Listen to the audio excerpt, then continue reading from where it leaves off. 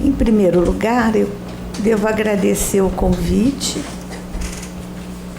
de Cristina Gaulia, doutora Cristina Gaulia, doutora porque a tese de doutorado dela é muito boa. Nós da universidade, quando não estamos num campo tão poderoso como o direito, é um campo de muito poder.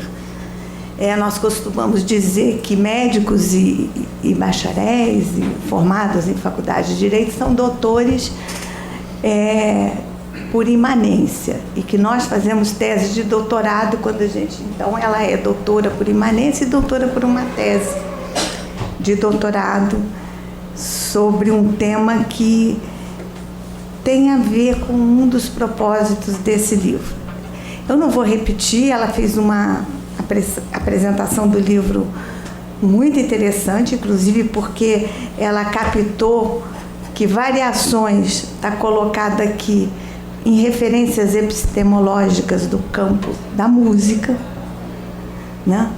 E captou também que esse livro é decorrente de quase, ou mais um pouquinho, 95 é mais um pouquinho de uma década, de 2 décadas de tentativas de aproximação do direito com a religião, reaproximação ou pesquisas que puxem essa proximidade para algumas evidências, como ela também captou, o que algumas vezes derrotam de partida algumas políticas públicas, que não os sentimentos políticos, as permanências culturais de longa duração, a falta de clareza e pragmatismo.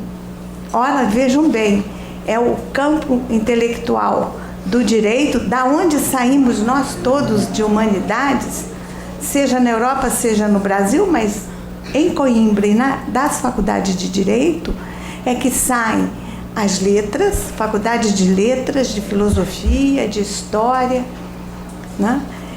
Eu gosto de dar um exemplo vivido. Eu fiz o meu curso de História na PUC do Rio. Eu fiz o vestibular mês seguinte do AI-5, então ou ia para a Nacional, que estava sob intervenção, ou fazia a Católica. Eu fui para lá. 80% do meu corpo docente, dos meus professores de História, não era formado em História, era formado em Direito, embora já houvesse faculdade de História. Isso era 1970. Só para lembrar que a forma como se constitui, e até alguns cacuetes intelectuais, ênfase na retórica, né? Falamos todos muito bem, a ideia, né, erudita do direito e das humanidades, que é próprio, né, daquelas áreas abrangidas pelo catolicismo romano, para contrastar e pontuar uma datação que nos pegue das reformas religiosas para cá, do século XVI para cá.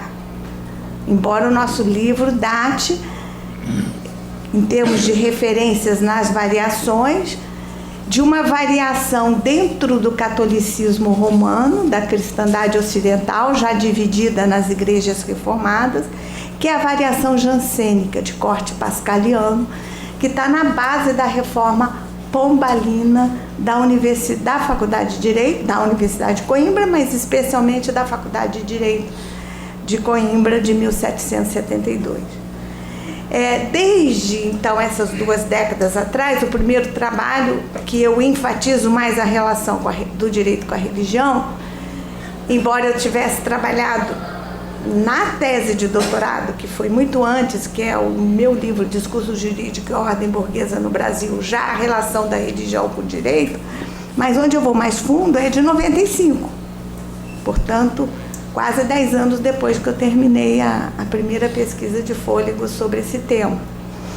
E é o livro Iluminismo Jurídico Penal Luso-Brasileiro. Ele só foi publicado em 2000, mas a pesquisa ficou pronta em 95. Aquela quadra de neoliberalismo acentuado dos anos 90, nós tínhamos muitas dificuldades de publicação das nossas pesquisas. Ainda temos, mas conseguimos ir galgando, né, como se fosse uma tapeçaria, como fala Lúcia Febvre, da Escola dos Análises, que influencia muito o campo dos estudos históricos da UF. O historiador trabalha como se ele fosse um tapeceiro. E no caso, por que coletivo trabalho?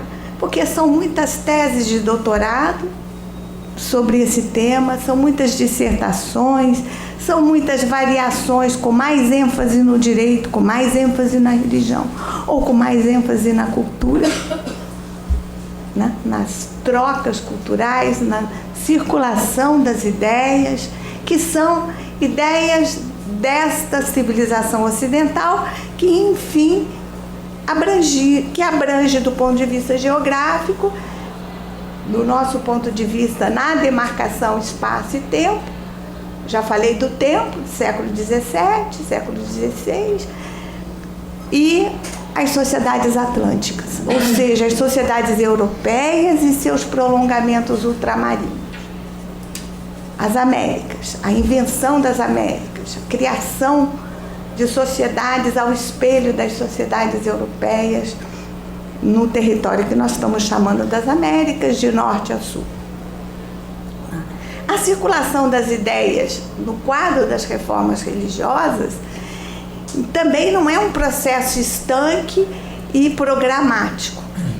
Tem muito de aleatoriedade. Então, por exemplo, eu estou pontuando o século XVII com a variação jansênica, que são os oratorianos, a congregação do oratório, a congregação das missões bebe nessa fonte também, né? Muito francês, o jansenismo, por causa da presença calvinista na França. E Jansênio, ele é um teólogo católico que se aproxima muito do jansenismo.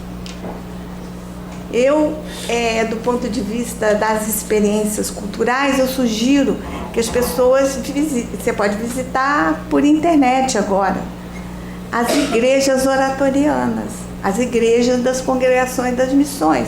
No Rio de Janeiro tem uma ali no comecinho da Tijuca, da entrada na rua do Hospital São Vicente, como é que ele é chamado? São Vicente de Paulo. E o Colégio São Vicente de Paulo, que era a congregação preferida dos imperadores brasileiros, que está na base do regime de padroado no Brasil. Então ela sai fora quando a República é implantada e ela volta nos anos 50 para fundar colégios, refundar, né? E aí ela volta no diapasão da teologia da libertação, que nós abrangemos também nesse livro. Eu estou fazendo assim de propósito, para mostrar para vocês que a gente vai em espaços de temporalidades largas, não tão largas quanto a história do direito ensinada, que vai lá em Justiniano. Já viu o meu tomzinho de crítica, professor?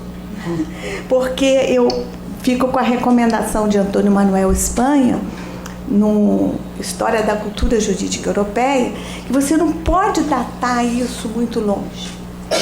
Você tem que falar do tempo histórico muito mais próximo, que está te afetando no sentido de implicações nas suas práticas intelectuais como jurista, como historiador, como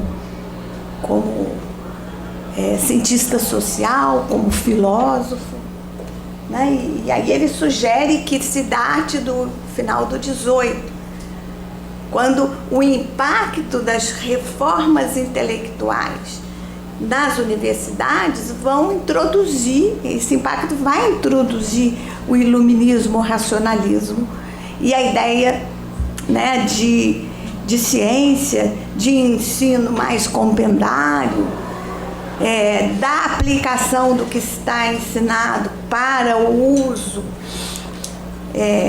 daqueles agentes que foram afetados por aquele ensino, né?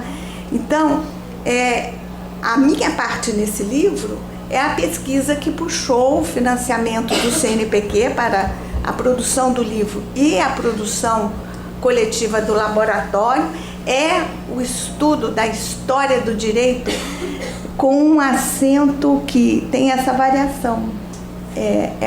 A história do direito, a história das leis, dos juristas, do direito enquanto em si, ou é o direito na história? Eu acho que nós fazemos mais o direito na história. E com interfaces e com interlocuções muito importantes entre uns e outros. Não, em geral, a história do direito é praticada dentro das faculdades de direito, e o direito na história, a gente rasga o papel no sentido de abrange temáticas e leituras mais variadas, né? Bom, em relação a essa apresentação ainda, e essa introdução que eu estou fazendo, eu queria também apresentar a vocês uma ideia que eu acho que não é muito simpática. Eu vejo isso por causa dos colegas do direito penal, porque o meu livro, Discurso Jurídico e Ordem Burguesa no Brasil, eu trato do processo de criminalização nos códigos penais, entre os dois códigos penais republicanos, primeiros, de 1890 a 1940. E direitos humanos, criminalização, aquela coisa que todo mundo hoje repete, que há 30 e tantos anos atrás não era tão óbvio, a criminalização da pobreza. Não era muito óbvio, né? Agora já virou óbvio. Por quê? Em ciências humanas, quando você assenta um tijolinho de uma pesquisa, vou falar como Sherlock Holmes, elementar. Parece que óbvio. Começa a ser. E aí você não pode repetir, embora tenha sempre umas gralhas que repetem, teses desimportantes que repetem o que os outros já fizeram.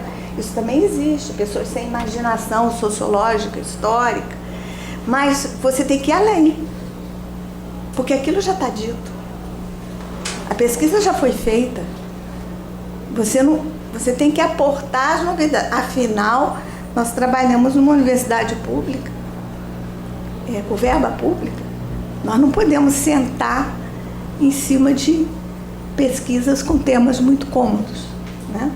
Então, eu começo a trabalhar com direitos humanos em relação aos processos penais e vejo que tem algumas questões de sentimentos políticos atravessando as políticas criminais. E aí que eu, na introdução, eu boto um subtítulo que eu vou provocar vocês sobre sentimentos políticos, é a apresentação que eu faço do projeto, sobre sentimentos políticos e as relações íntimas entre direito penal e direito civil.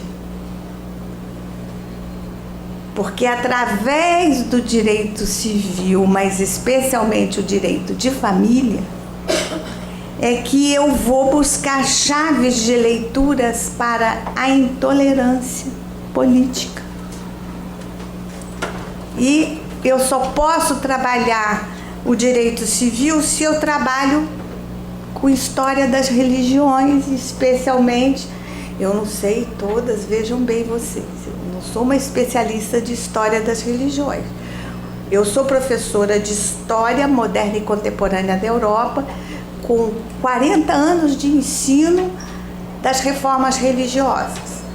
O bispo de Niterói, o arcebispo de Niterói, manda os seminaristas, quando eu ofereço a disciplina História das Reformas Religiosas, tem sempre 5, 6 deles sentados na classe para ouvir as minhas aulas. E também está cheio de catequistas protestantes, que a universidade está mudando muito também, fazendo também seus cursos de missionários. E são nossos alunos, esses são matriculados. Então, é um curso muito difícil. Então, eu sei muito de calvinismo, de luteranismo, de Zwinglio, algumas variações. Sei bastante do catolicismo romano pelas implicações do mundo ibero-americano com ele, né? Mas vou pontuar coisas importantes para a gente entender algumas situações, vejam vocês, que eu atribuo à falta de clareza sobre o direito civil e porque o Brasil tem leis civis tão intrincadas e como elas afetam o direito penal. E como qualquer um que trabalha, e certamente temos aqui nesse auditório algumas pessoas que trabalham com políticas públicas, do serviço social, de ONGs, né? Vejam vocês, a sensação de você estar enxugando gelo, o policial fala muito isso. Você tem a sensação de estar enxugando gelo, porque você não sabe fazer um bom diagnóstico dos problemas. Os problemas estão nas leis civis. Sabem que o Brasil usou o livro 4 das Ordenações do Reino de Portugal, 94 anos depois da independência do Brasil, e 27 anos depois da República proclamada. E aí a importância de ver a relação da religião com os juristas do Império Brasileiro, que tiveram enormes dificuldades pessoais, como é o caso de Augusto Teixeira de Freitas e outros, a ponto do imperador tomar o tema na mão, já no finzinho, mas depois ele sofre o golpe republicano, mas ele foi o último presidente de comissão para a elaboração do Código Civil do Império, porque não saía. E enquanto isso, o que estava objetivamente acontecendo no país naquele momento, e que diz respeito à criminalização dos pobres? Por exemplo, o tráfico de escravos já tinha sido fechado em 1850 pelo Eusébio de Queiroz, um político do Partido Conservador, escravista, mais grão-mestre da maçonaria, um reformador. Faz na marra uma lei, abole a escravidão, o tráfico, desculpem, em 1850. Mas o país vai depender de fornecimento externo de mão de obra até 1930, porque teve que fazer uma política de imigração. E os problemas dos imigrantes não católicos, é um dos artigos meus que está na revista do Instituto Histórico e Geográfico Brasileiro, os direitos civis dos imigrantes não católicos no Brasil, que era nenhum. Porque o casamento válido era o casamento na Igreja Católica concebido como sacramento, juridicamente válido. Aí eles vinham, trabalhavam pra caramba, vieram trabalhar, faziam um pequeno pecúlio, morria um dos cônjuges, também no século XIX as pessoas morriam muito, porque não tinha recursos médicos, ficava com uma prole numerosa, também não tinha recursos de controle de natalidade, e o juizado de órfãos sentava em cima do processo de transmissão do pecúlio dele para ele e para os filhos. Reclamações de diplomatas internacionais e pressão sobre o governo imperial pela lei civil dos casamentos, pelo menos isso. Aí, então, a oposição entre casamento como sacramento, que está no direito civil eclesiástico, que a religião católica romana ela tem um direito civil eclesiástico, e a ideia de casamento como contrato. A ideia de casamento como contrato, que está no meu artigo Letras Jurídicas sobre Casamento e Condição Feminina, Brasil, Portugal, França, surge na França. Mas não é porque a França é só o país da Revolução Francesa. Até antes da Revolução Francesa, é Poitiers que vai fazer a primeira formulação da ideia, no campo católico, da ideia de casamento como contrato. Da onde ele apropria isso? Ele que era jancênico. Ele apropria isso das propostas das igrejas reformadas, que abolem o casamento como sacramento. Abolem o casamento como sacramento e a confissão, o que vai dar também uma variação no processo penal e no direito penal nas áreas abrangidas pelas reformas protestantes, a common law, por exemplo. Sem confissão, enche de maus tratos. Não vou falar a palavra que a gente fala. E a pessoa confessa. O que fazemos quando apropriamos dispositivos jurídicos de uma formação muito diferente da nossa? Eu vou até voar um pouquinho mais, voltar ao direito penal. Por exemplo, o Código Criminal, nem tanto, mas o Código de 1830, o de 1890, ele introduziu a prisão celular, porque ele já em 1830 está olhando os códigos da Filadélfia e de Auburn, duas áreas calvinistas nos Estados Unidos. Mas em 90, o Brasil introduz a prisão celular. Tinha acabado de abolir a escravidão, 2 anos depois da escravidão abolida. Aí introduz a prisão celular, que é típica do penitenciarismo calvinista. Você tem que ficar só num canto, que pode ser uma sala ou uma prisão, uma cela, que vem dos mosteiros, a ideia, para você refletir sobre os seus maus feitos e sobre os seus pecados. Então, apropria o modelo calvinista numa sociedade escravista de orientação civil law, de direito civil romano, germânico, canônico. E daí há 5 anos a prisão celular tem 20 homens lá dentro.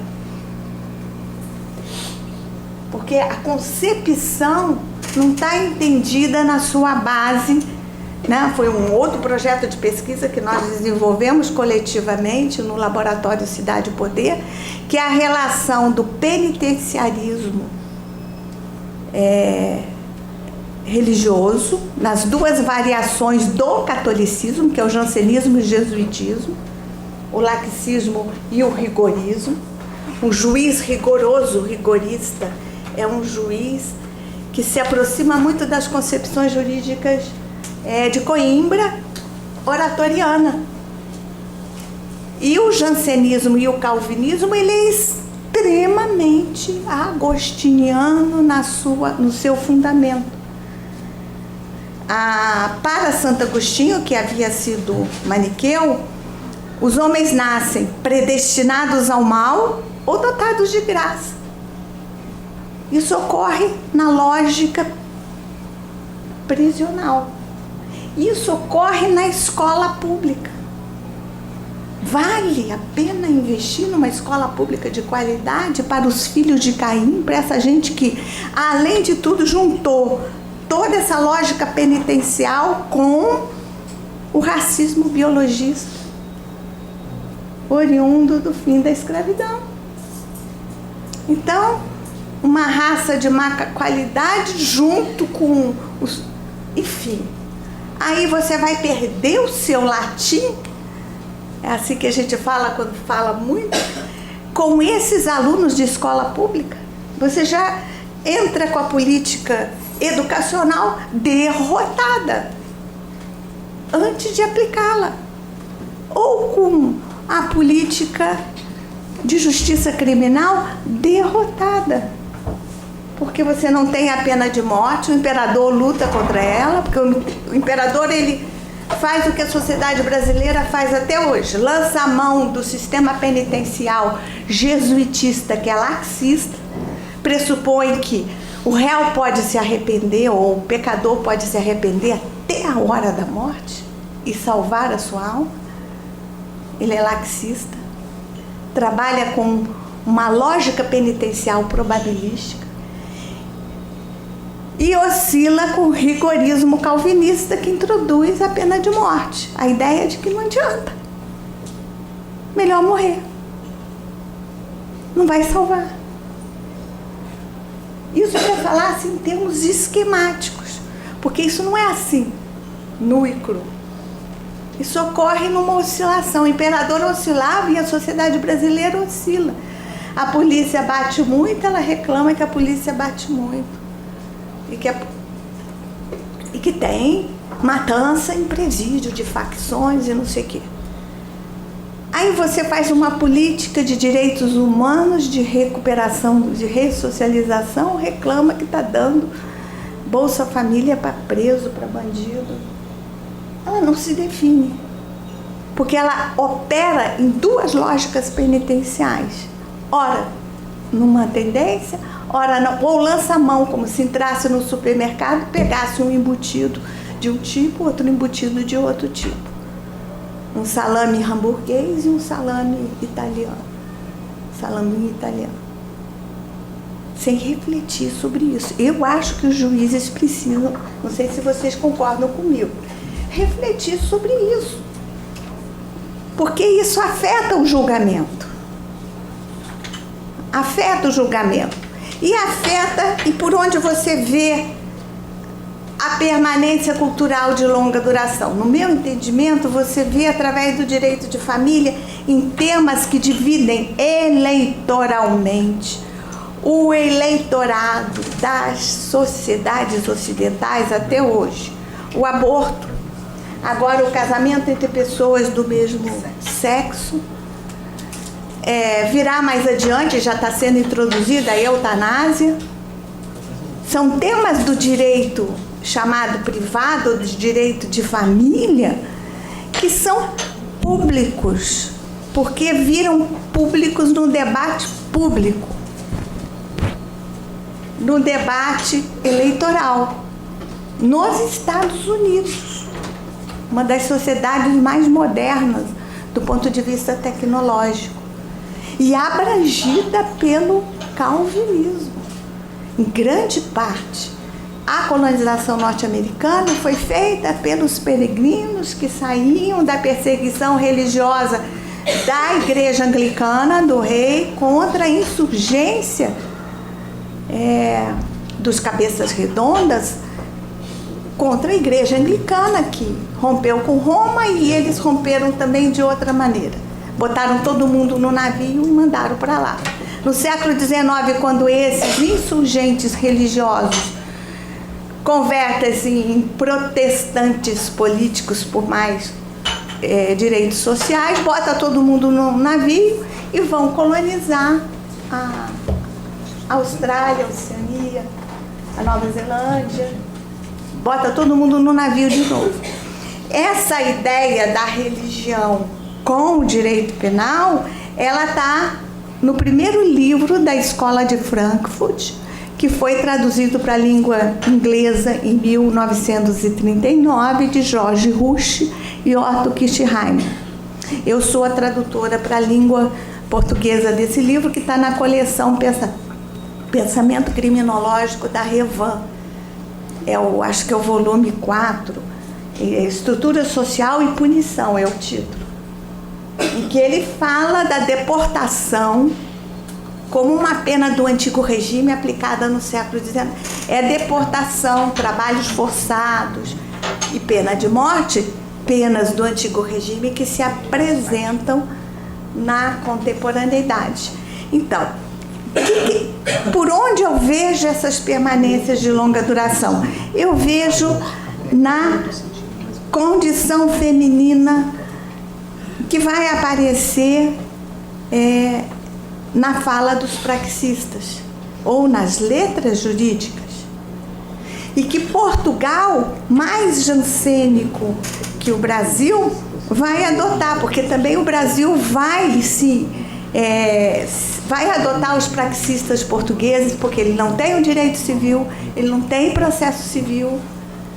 Então, o Teles Correia vai ser um autor de consulta permanente dos juristas portugueses até depois da República proclamada. Então, eu analiso esses praxistas e analiso a teologia moral. Quem for ler o meu artigo vai ver, por exemplo, que eu procuro ver as edições desses livros e aonde eles estão disponibilizados para o público leitor, público leitor do campo jurídico. A biblioteca do IAB, que é uma biblioteca de doação dos sócios, ela é uma indicação do que se lia. A Biblioteca Nacional, que é um depósito, é um museu de livros do que se adquiria, dos espólios que são depositados ali. É muito interessante o catálogo da Biblioteca Nacional. A Biblioteca Nacional de Lisboa e as apropriações da ideia de direito de casamento como contrato que Portugal vai fazer muito antes do Brasil. O Código Civil de Portugal é aprovado em 1867, entra em vigor em 1868, é feito por um jurista binacional. A família dele estava no navio de Dom João, e ele nasce no meio do Atlântico, que é o Seabra, o Visconde de Seabra. Quando o imperador se desespera com atraso para a confecção de um projeto de Código Civil no Brasil, ele vai consultar os juristas portugueses, ele pede ajuda ao Visconde de Seabra, que já havia. Portugal faz nos anos 60 a lei do casamento civil. Ou seja, tornar possível a quem não seja católico ter validação jurídica da sua filiação, isso bate na filiação. E não estou tanto preocupada, mas também com a transmissão da herança. Porque se o filho a filiação é ilegítima, você não pode transmitir herança. Mas eu estou mais preocupada com o abandono, com a situação de desproteção em absoluto. Então, vejam bem, os problemas sociais que o Brasil tem, que ele tem uma dívida social com a escravidão enorme. O espectro do escravismo ronda a formação histórica brasileira até hoje. Em detalhes, haja visto os açoites daquele menino num supermercado lá no subúrbio de São Paulo ontem, porque pegou uma barra de chocolate. Para o direito penal moderno, esse furto não é punido com açoite.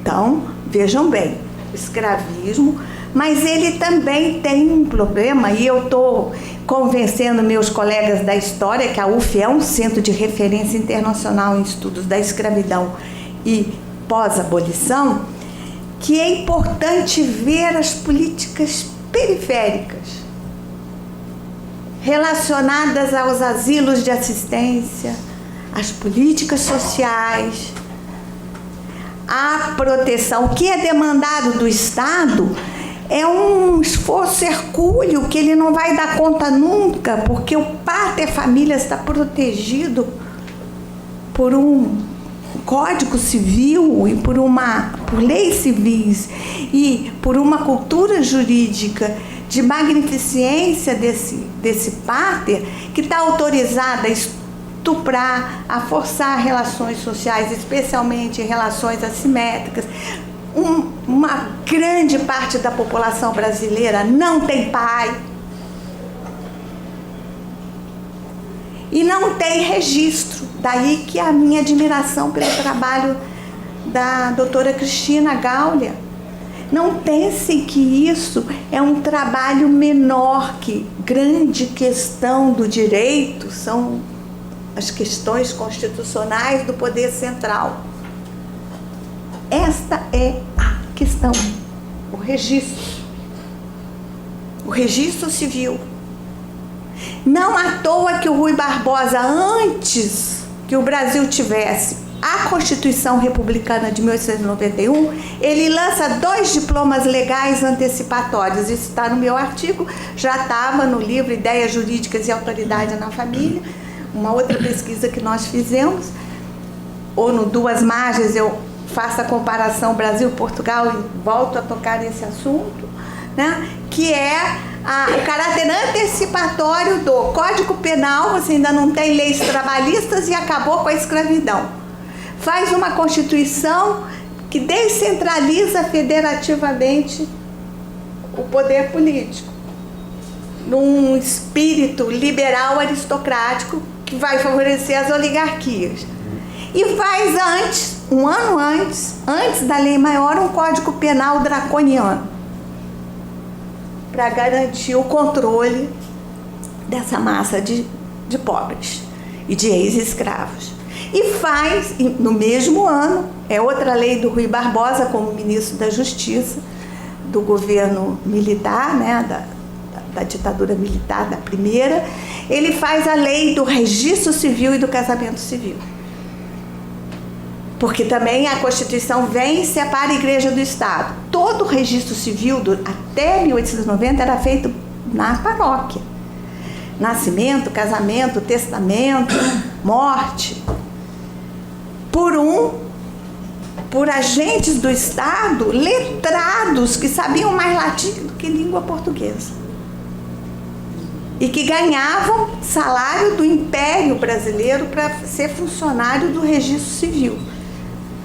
Em Portugal, Alexandre Herculano arranca todos os arquivos da igreja e tem a igreja como sua inimiga e bota tudo na Torre do Tombo. No Brasil, para a gente saber alguma coisa de registro civil, temos que pedir permissão aos bispos, arcebispos, às paróquias, que são arquivos ainda da igreja. Nós, historiadores, sofremos no Brasil para ter acesso a esses arquivos que não são públicos, embora ganhassem salário público. Na França, Napoleão baixou o sarrafo, nacionalizou conventos, monastérios e exigiu dos padres, que eram funcionários públicos, no regime de padroado, que eles escolhessem ser funcionário ou ficar com a igreja. A França teve 20 mil padres abdicatários para ficar como funcionários do Estado. E a nossa república, pouco letrada, ia fazer os seus primeiros cartórios no fundo de quintal, pelo Brasil afora, de pessoas que mal sabiam escrever.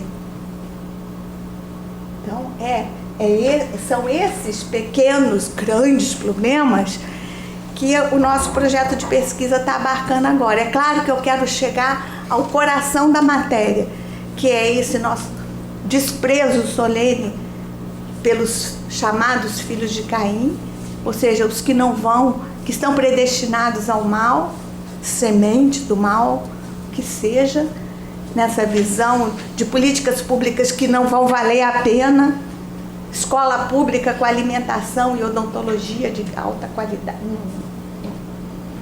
não cabe, política de cotas não cabe nessa perspectiva. E, por outro lado, o mundo de fora está aí pedindo urgência. Estamos entrando numa etapa da dominação internacional imperialista em sociedades do conhecimento e a gente não consegue ainda fazer políticas públicas educacionais eficazes. Não conseguimos que a sociedade aceite a erradicação do trabalho infantil, porque ela sequer tem tempo, olhos ou capaz de julgar que o Bolsa Família não é para dar renda para as famílias. O Bolsa Família, na sua origem, é um projeto para impedir que aqueles adultos daquela família tirem a criança da escola para que ela continue na escola. Eu fico surpresa que as pessoas não sabem que era isso. Elas acham que é para dar renda populistamente. Né? E esse projeto, ele é um projeto feito pelo campo solidarista da Igreja Católica. Patrus Ananias, do PT, que é um partido que vem do solidarismo operário do ABC paulista. É só para a gente ter uma ideia. A condição jurídica feminina, a condição feminina nisso aí, é a repetição. Eu pesquiso, por exemplo, as edições da Teologia Moral do século XVII, a Perfeita Casada. Você é capaz de achar esse manual de teologia moral de Luís de Leon, do século XVII, como um livro novinho, fresquinho, sem data da primeira edição, como se tivesse sido publicado ontem. Os deveres da perfeita casada: acordar antes do marido e dos filhos, dormir depois, manter a casa limpa, ser obediente ao marido.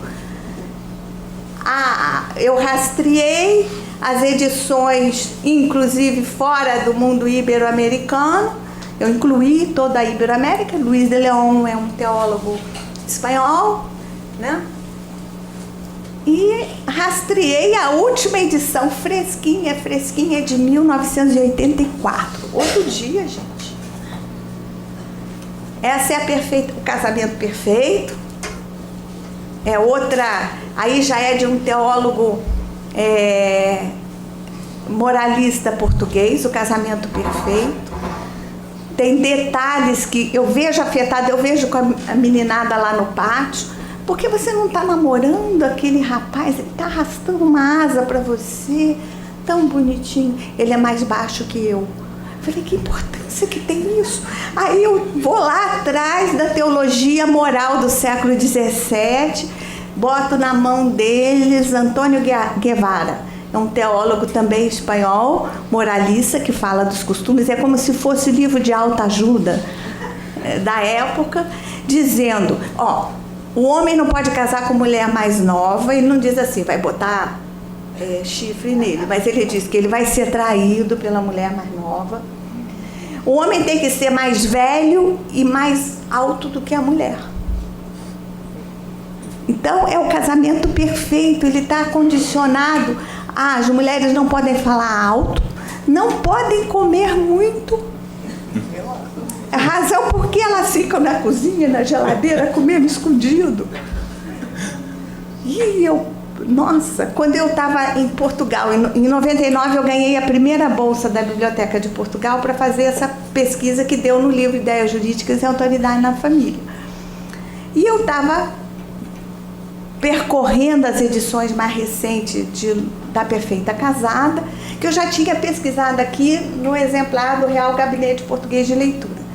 Aí eu comecei a falar, agora eu vou, uma aluna fichou para mim e tal, mas eu estava ali com mais tempo, eu vou ler o livro. Eu comecei a ler, eu fiquei com muita raiva de mim, porque eu encaixava em vários pontos naquele perfil cultural da Perfeita Casada, da qual eu estava fazendo críticas.